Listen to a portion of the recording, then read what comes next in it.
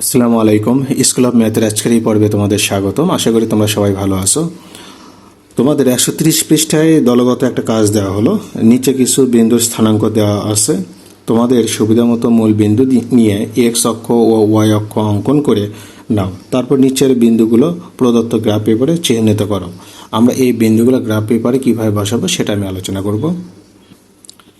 তাহলে এখানে দুইটা অক্ষ আমি নিলাম, একটা হলো এক্স অক্ষ আর একটা হলো ওয়াই অক্ষ। এটা হলো আমাদের মূল বিন্দু। আমরা এখানে এ বিন্দু দেখতে পাই -3.5 আর 5.5।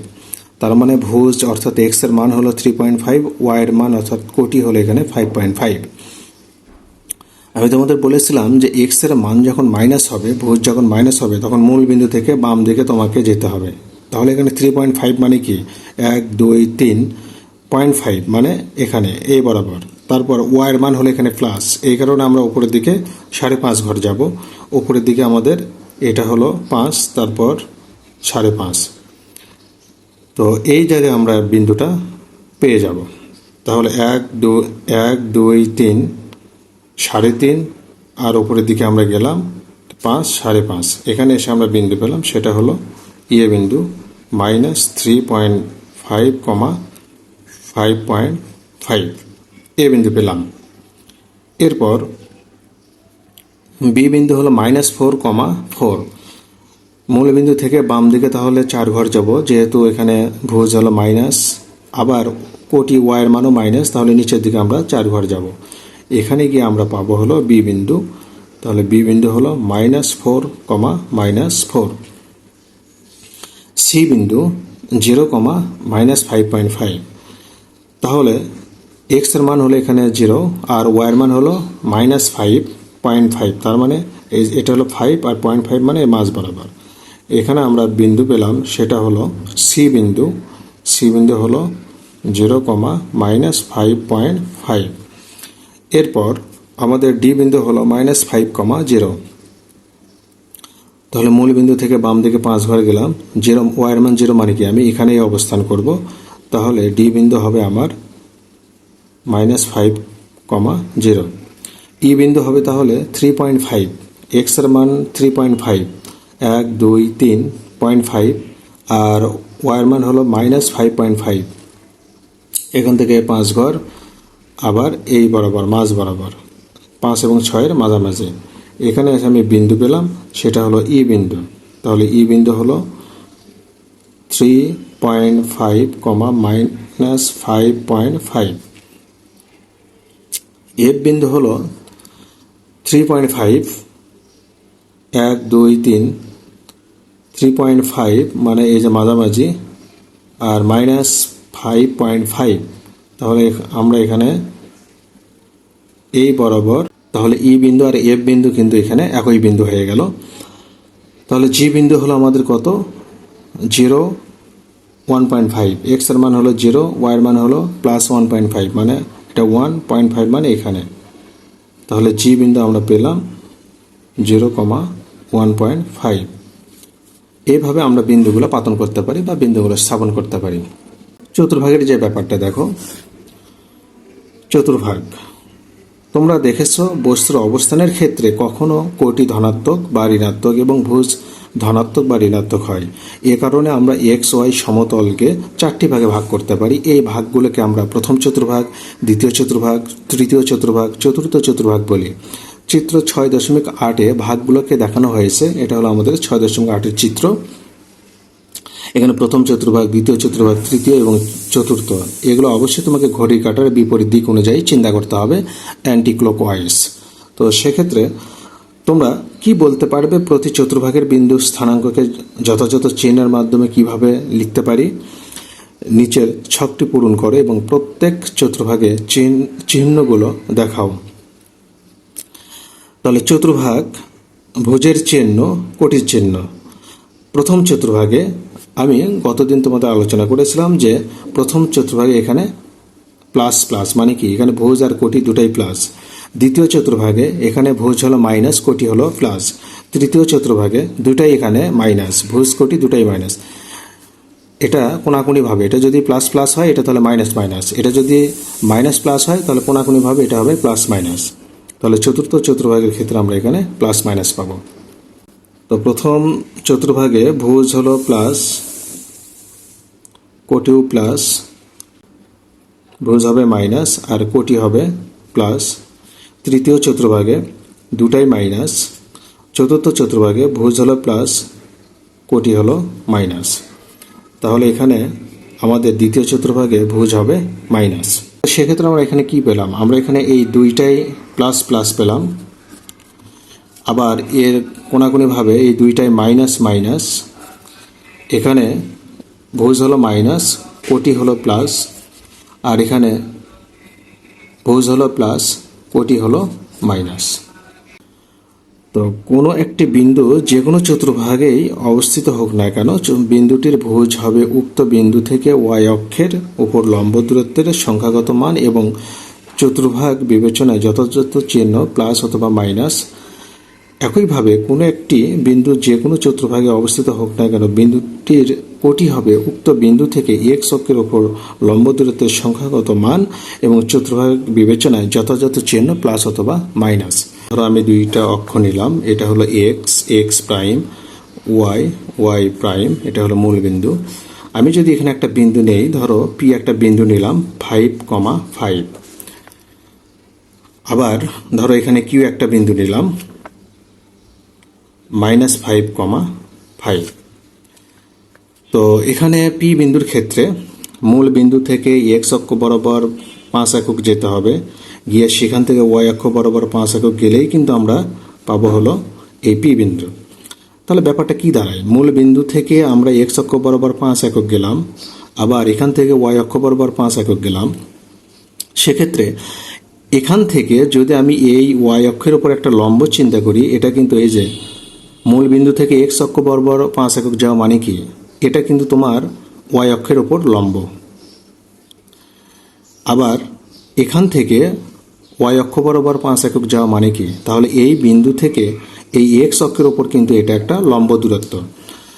তাহলে এই বিন্দু থেকে এটা হলো লম্ব দূরত্ব, আবার এই বিন্দু থেকে এটা হলো লম্ব দূরত্ব। তাহলে ওয়াই অক্ষের উপর এটা হলো লম্ব, আবার এক্স অক্ষের উপর এটা হলো লম্ব, কিন্তু এখানে চিহ্ন হবে, যেহেতু এটা প্রথম চতুর্ভাগে দুইটাই হবে প্লাস। তাহলে এখানে আমরা এটার ক্ষেত্রে কি পাবো? মূল বিন্দু থেকে বাম দিকে আমরা 5 একক যাব, তো বাম দিকে যখন আমি 5 একক যাব, তাহলে এটাই কিন্তু হবে আমার ওয়াই অক্ষের উপর লম্ব। তাহলে এই রেখাটা আমি কিন্তু ওয়াই অক্ষের উপর লম্ব চিন্তা করব।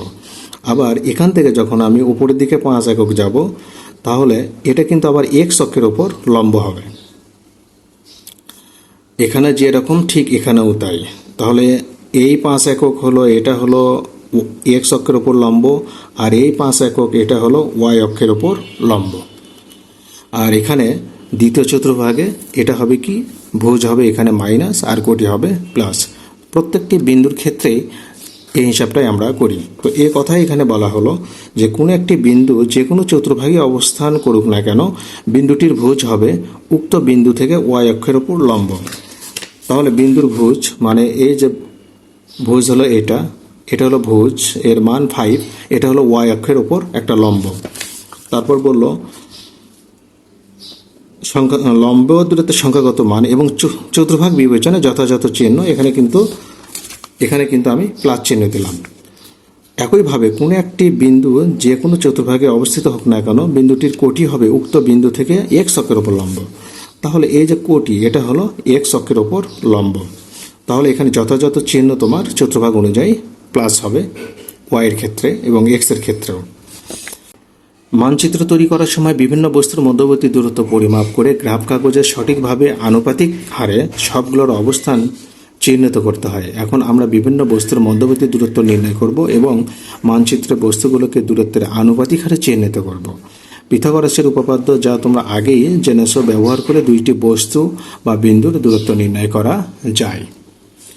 এখন পিথাগোরাসের উপপাদ্য ব্যবহার করে আমরা কি করব, দুইটি বিন্দুর মধ্যবর্তী দূরত্ব বের করতে পারবো। ধরো এক্স ওয়াই সমতলে 6.9 চিত্র দেখো 6.9, পি একটা বিন্দু 3,4, কিউ একটা বিন্দু 9,7। তাহলে পি বিন্দু হলো 3,4 আর কিউ বিন্দু হলো 9,7। দুইটি বিন্দু দেওয়া হলো। তো পি বিন্দু থেকে এক্স অক্ষের সমান্তরাল করে পি আর রেখাংশ একই, তাহলে পি বিন্দু থেকে এই যে এক্স অক্ষের সমান্তরালকে একটা রেখা আঁকলাম, সেটা হলো পি আর, এবং কিউ বিন্দু থেকে এই যে কিউ বিন্দু থেকে ওয়াই অক্ষের সমান্তরাল করে একটা রেখা আঁকলাম কিউ আর। তাহলে এখানে দুইটা রেখা একটা বিন্দুতে মিলিত হলো, ছেদ করলো, এটা হলো বিন্দু আর। এখন পি কিউ আর কিন্তু একটা সমকোণী ত্রিভুজ হয়ে গেল। এখন পি ও কিউ বিন্দুদ্বয়ের দূরত্ব নির্ণয়ের ক্ষেত্রে ত্রিভুজ পি কিউ আর সমকোণী ত্রিভুজটি আমরা বিবেচনা করব। এবার বলো তো আর বিন্দুর স্থানাঙ্ক কত? আর বিন্দুর স্থানাঙ্ক আমাদের বলতে হবে। লক্ষ্য করো, পি আর রেখাংশটি এক্স অক্ষের সমান্তরাল হয়, রেখাংশটির প্রত্যেক বিন্দুর কোটি সমান। এর অর্থ হলো, দেখো এই যে পি আর রেখা, এটা কিন্তু এক্স অক্ষের সমান্তরাল, মানে এই যে এক্স অক্ষের সমান্তরাল করে আমরা এটা আঁকলাম। তার মানে কি, এই রেখাটা এই এক্স অক্ষ থেকে সমান দূরে অবস্থান করবে। এখান থেকে যা, এখান থেকেও তাই, এখান থেকেও তাই। তার মানে কি, এখানে কিন্তু তোমার কোটি সমান হবে। তাহলে পি বিন্দুতে কোটি যা, এখানে যতগুলো তুমি বিন্দু নেবে সবগুলোতে তোমার কোটি ওই 4ই হবে। তার মানে কি, আর বিন্দু কোটি আমরা 4 নিশ্চিত হলাম। ঠিক একইভাবে ওয়াই অক্ষের সমান্তরাল যেহেতু কিউ আর রেখা, তার মানে কি ওয়াই অক্ষ থেকে এটা কিন্তু সমান দূরে অবস্থান করবে। তার মানে কিউ আর রেখার উপর যতগুলো আমরা বিন্দু নেব সবগুলো বিন্দুর ভুজ কিন্তু ওয়াই অক্ষ থেকে আমাদের সমান। সেক্ষেত্রে ভুজ কিন্তু এখানে আমাদের 9ই হবে। এইভাবে কিন্তু আমরা আর বিন্দুর স্থানাঙ্ক 9,4 পেয়ে গেলাম। এ কথা এখানে বলা হলো। এখন পি ও আর বিন্দুদ্বয়ের কোটি একই থাকায় পি ও আর বিন্দুদ্বয়ের মধ্যবর্তী দূরত্ব হবে বিন্দু দুইটির ভুজের অন্তরের সংখ্যাগত মান। এর অর্থ হলো, পি আর এই দুইটা বিন্দুর দেখো কোটি কিন্তু সমান। তাহলে এই দুইটা বিন্দুর মধ্যবর্তী দূরত্ব পি আর কি হবে, এই 9 থেকে 3 বিয়োগ করলে যা হবে সেটা হবে তোমার পি আর। ঠিক এই একইভাবে কিউ আর এর ক্ষেত্রে কি হবে, যেহেতু এখানে তোমার ভুজ সমান, তাহলে 7 থেকে 4 বাদ যাবে, কোটি দ্বয়ের অন্তর এখানে বিয়োগফল, সেটাই বলা হলো। এখন পিথাগোরাসের সূত্র হলো কি, অতিভুজ স্কোয়ার ইকুয়াল লম্ব স্কোয়ার প্লাস ভূমি স্কোয়ার। এই সূত্র পেলে আমরা মান বসাবো। তো আমি এখানে একটু তোমাদের খাতায় একটু হিসাব করে দেখাবো।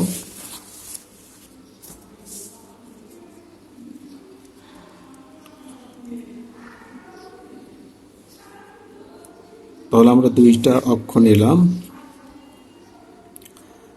X x prime, y y prime. এখন আমি কি করব, পি একটা বিন্দু, আমাদের পি একটা বিন্দু দেওয়া হলো 3,4। এখন এক্স অক্ষের সমান্তরাল করে আমি একটা রেখা আঁকলাম এক্স অক্ষের সমান্তরাল।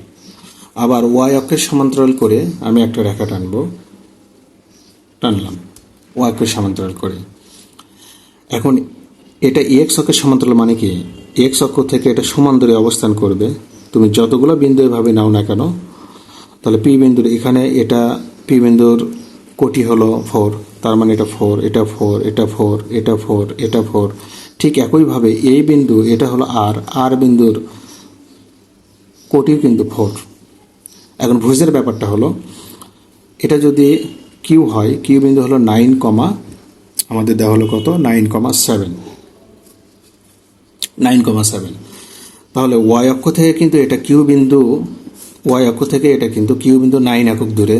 তার মানে এই রেখার উপর যতগুলো বিন্দু নেব সবগুলো বিন্দু কিন্তু আমাদের কোটি হবে, ভুজ হবে 9, ভুজ হবে 9, ভুজ হবে 9, ভুজ হবে 9।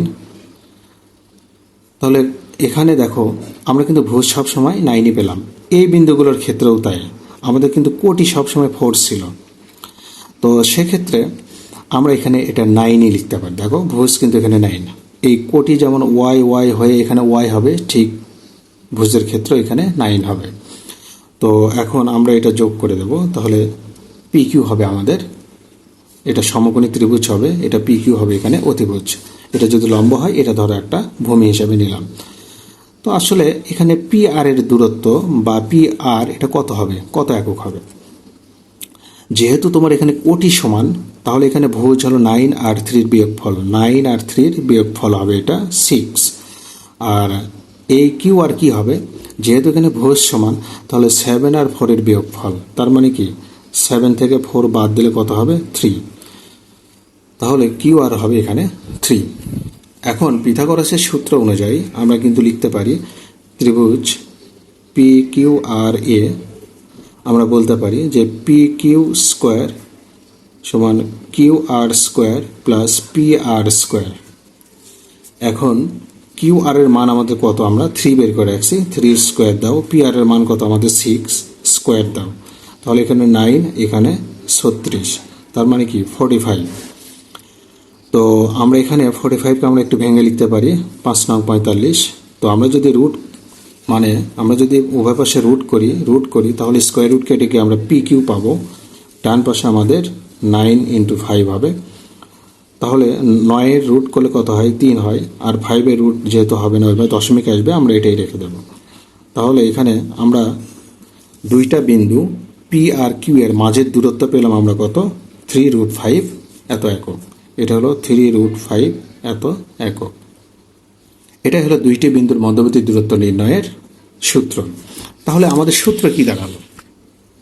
সূত্র হলো পি কিউ সমান আমরা লিখতে পারি √,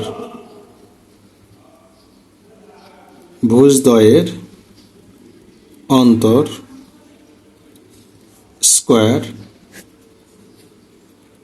কোটিদ্বয়ের অন্তর দ্বয়ের অন্তর তার উপর স্কোয়ার দাও। এখন কথার কথা, আমরা যদি পি কিউ রেখার পি যদি আমরা x1 y1 নেই, কিউ যদি আমরা ধরো এইভাবে নিলাম, এটা আর এটা কিউ নিলাম x2, y2, তাহলে আমাদের সূত্র দাঁড়াবে ভুজদ্বয়ের অন্তর মানে কি x1 আর x2 বিয়োগফল। তাহলে আমরা লিখবো এখানে x1 minus x2 whole square plus কোটিদ্বয়ের অন্তর মানে কি y1 minus y2 whole square. আমাদের সূত্র আসবে এটা ভুজদ্বয়ের অন্তর স্কোয়ার প্লাস কোটিদ্বয়ের অন্তর স্কোয়ার।